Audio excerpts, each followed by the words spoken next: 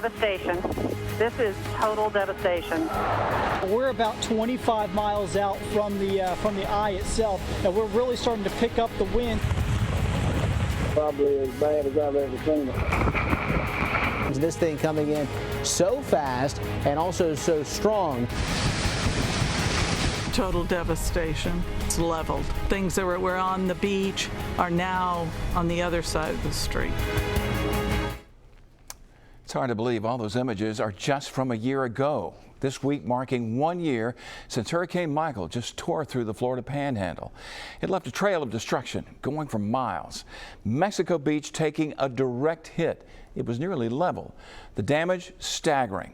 Estimates put the dollar figure at close to $25 billion.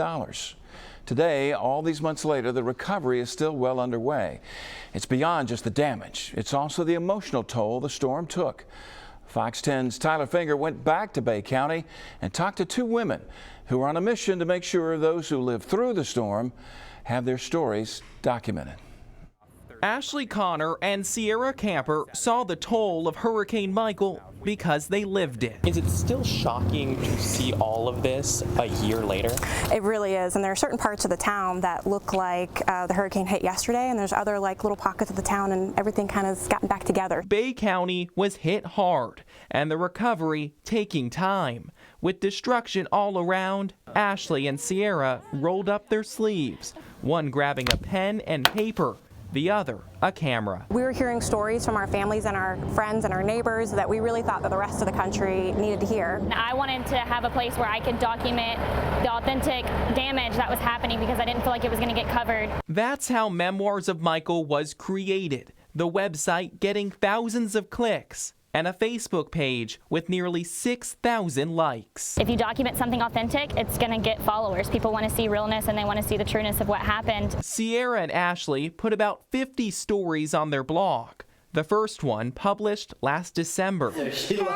Logan and Irene Richardson and their daughter Amelia were one of them. We've learned what family really is, what, our community, I feel like, is so much stronger. Maybe our story or someone else's story would help them not risk it, because you can always come back. The young family's home was heavily damaged. Finally, after months of work, the rebuild just days from completion.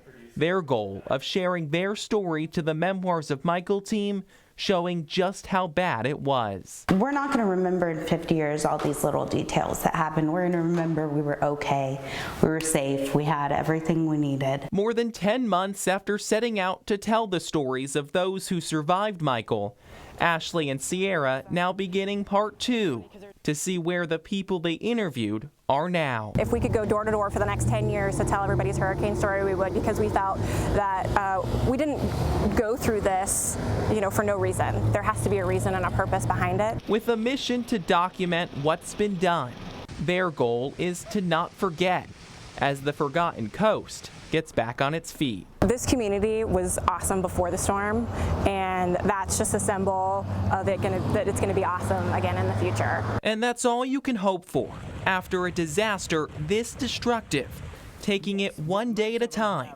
rebuilding a community that's special to so many.